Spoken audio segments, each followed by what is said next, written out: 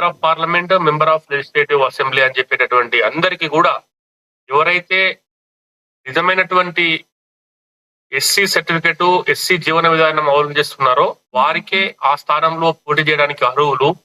మతం మారినటువంటి వ్యక్తులకు ఆ విధంగా రాజ్యాంగాన్ని మోసం చేసి రిజర్వేషన్ ను పొంది రిజర్వేషన్ ను అనుభవించినటువంటి వ్యక్తులు అర్హులు కాదు. వాళ్ళు చట్టరీత్యా నేరస్తులు.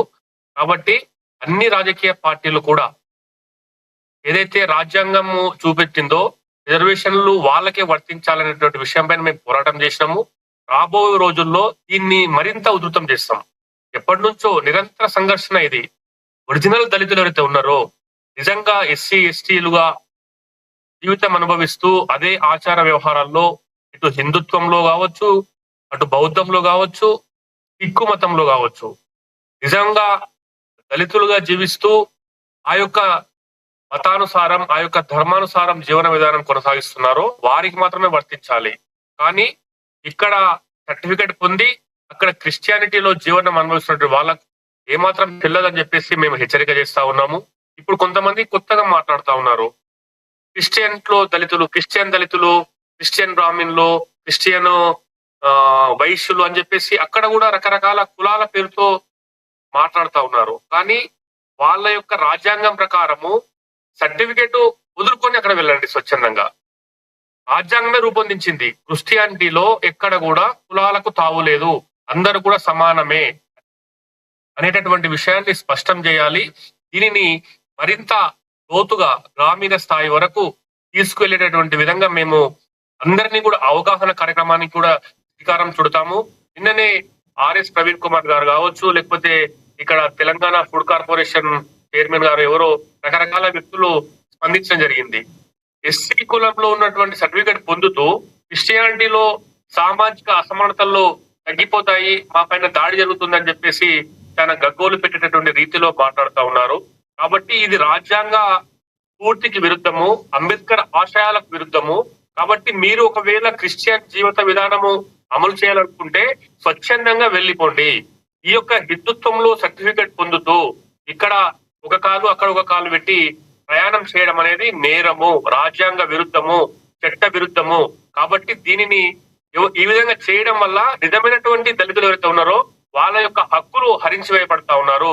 వాళ్ళ యొక్క కంచంలో ఉన్నటువంటి కూడును వీళ్ళు లాక్కొని తింటా ఉన్నారు. వాళ్ళ యొక్క ఫలాలు వీళ్ళు అనుభవిస్తా ఉన్నారు. కాబట్టి ఈ విషయంలో ఎస్సీ ఎస్టీలు ఒరిజినల్ గా హిందూ జీవన విధానంలో, బౌద్ధ జీవన విధానంలో, సిక్కు జీవన విధానంలో అనుభవిస్తున్నటువంటి ఎస్సీల ఫలాలు మతం మారినటువంటి క్రిస్టియన్ జీవనం అనుభవిస్తున్నటువంటి వాళ్ళు అనుభవిస్తున్నారు. కాబట్టి ఆ యొక్క విధానం వెంబడి రద్దు చేయాలి. ఈ విషయంలో పోరాటాన్ని మరింత ఉధృతం చేస్తాము. ప్రతి ఎలక్షన్ లో ఏ ఎలక్షన్ వచ్చినప్పటికీ కూడా మేము ముందుగానే విశ్వ హిందూ పరిషత్ నుంచి అన్ని రాజకీయ పార్టీలకు, భారతీయ జనతా పార్టీ నుంచి మొదలుకుంటే కమ్యూనిస్ట్ పార్టీల వరకు అందరికీ కూడా తెలియజేస్తాం. ఎస్సీ రిజర్వ్డ్ స్థానాల్లో ఎస్సీలకే స్థానం కల్పించండి. కన్వర్టెడ్ క్రిస్టియన్ కావచ్చు, లేకపోతే మతం మారి హిందూ సర్టిఫికెట్ పొందినటువంటి వాళ్లకు అవకాశం ఇవ్వవద్దు. ఆ విధంగా అవకాశం ఇస్తే అది రాజ్యాంగ విరుద్ధమే అని చెప్పేసి గతంలో పలుమార్లు మేము ఇదే పోరాటం చేస్తా ఉన్నాము. ఇప్పుడు ప్రజల లోపల కూడా చైతన్యం వస్తున్నది. మొన్ననే ఈ యొక్క షాముల్ యొక్క మెంబర్షిప్ అసెంబ్లీ ఎన్నిక రద్దు చేయాలని చెప్పేసి కూడా మేము డిమాండ్ చేస్తే వెంబడే షాముల్ మళ్ళీ మాట మార్చి నేను భద్రాచలం యొక్క రాముడి భక్తుని, నేను హిందూనే అని చెప్పేసి మాట మాట్లాడుతా ఉన్నాడు. నువ్వు హిందువా క్రిస్టియన్ అంటే నీవు ఫస్ట్ క్లారిటీ తీసుకొని నిజంగా ఉంటే హిందువుగా ఉండు, లేదంటే క్రిస్టియానిటీగా వెళ్ళిపోయినప్పుడు హిందుత్వంలో ఉన్నటువంటి ఆ యొక్క ఎస్సీ సర్టిఫికెట్ ను వదులుకో. అంతేకాని రాజ్యాంగ విరుద్ధంగా సర్టిఫికెట్ ఇక్కడ, రిజర్వేషన్లు ఇక్కడ, నీ యొక్క జీవన విధానం అక్కడ అంటే మాత్రము తప్పే సమాజం క్షమించదు. దీనిపైన అందరికీ కూడా అవగాహన పరిచి పోరాటం చేస్తాము. ప్రతి ఒక్కరిని కూడా మెంటలీగా ప్రిపేర్ చేస్తామని చెప్పేసి తెలియజేస్తా ఉన్నాము. అదే విధంగా ఈ రోజు సర్టిఫికెట్ ఎవరో ఒకవేళ సర్టిఫికెట్ పొందినప్పటికీ కూడా ఎంఆర్ఓ ఇచ్చిండు, డిప్యూటీ కలెక్టర్ ఇచ్చిండు, కలెక్టర్ ఇచ్చిండు, మాకు ఇదే వర్తిస్తుంది, మేము ఎస్సీ ఎస్టీ అట్రాసిటీ నుంచి మొదలుకుంటే అనేకమైనటువంటి ఈ యొక్క ఫలాలు అనుభవిస్తామంటే అది నేరమే. ఎందుకోసం అంటే నీ జీవన విధానం ఎప్పుడైతే హిందూ ధర్మానికి విరుద్ధంగా ఉంటుందో, నీ జీవన విధానం ఎప్పుడైతే బౌద్ధ ధర్మానికి విరుద్ధంగా ఉంటుందో, నీ జీవన విధానం ఎప్పుడైతే సిక్కు ధర్మానికి విరుద్ధంగా ఉంటుందో అప్పుడే నీ యొక్క ఆ సర్టిఫికెట్ కోల్పోతావు అని చెప్పేసి కూడా నిన్ననే సుప్రీంకోర్టు స్పష్టంగా తెలియజేసింది. ఎవరు కాంప్లైంట్ చేసినంత మాత్రాన కాదు, కాంప్లైంట్ చేయకున్నా కూడా సుమోటోగానే ఈ యొక్క సర్టిఫికేట్ క్యాన్సిల్ అవుతుంది, ఈ రిజర్వేషన్ కూడా క్యాన్సిల్ అవుతుంది అనేటువంటి విషయాన్ని అందరికీ కూడా అవగాహన చేస్తాం. మేము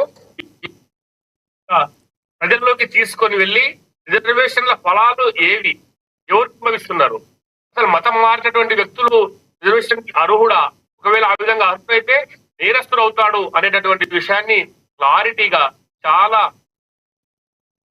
విపులీకరించి అందరినీ కూడా మొబిలైజ్ చేస్తాము. ఈ యొక్క సుప్రీంకోర్టు తీర్పు ఆధారంగా ఇప్పటికైనా కూడా ఎవరైతే మతం మారి హిందూ ధర్మానికి విరుద్ధంగా ఉంటున్నారో, ఈ క్రైస్తవ జీవనం అవలంబిస్తున్నారో వాళ్ళందరూ కూడా స్వచ్ఛందంగా ఈ రోజే ఈ యొక్క సర్టిఫికేట్ అన్న వదులుకోండి, లేదంటే ఆ క్రిస్టియన్ జీవన విధానం అన్న వదులుకోండి అని చెప్పేసి ఈ ఛానల్ ద్వారా మేము వారికి సూచన చేస్తా ఉన్నాము. రాజ్యాంగం అని చెప్పేసి నోరు తెరిస్తే అంబేద్కర్ అని చెప్పేసి మాట్లాడుతున్నారో, ఆ అంబేద్కర్ గారికి ఆ యొక్క రాజ్యాంగానికే మీరు వెన్నుపోటు పొడుస్తారు అని చెప్పేసి మేము మీ టీవీ ద్వారా వాళ్ళకు హెచ్చరిక చేస్తా ఉన్నాం. ఓకే బాలస్వామి గారు, ఓకే. ఈరోజు చర్చా కార్యక్రమంలో పాల్గొన్న దేవి ప్రసాద్ గారికి, పగడాకుల బాలస్వామి గారికి ధన్యవాదాలు. రేపు మరొక అంశంతో డిబేట్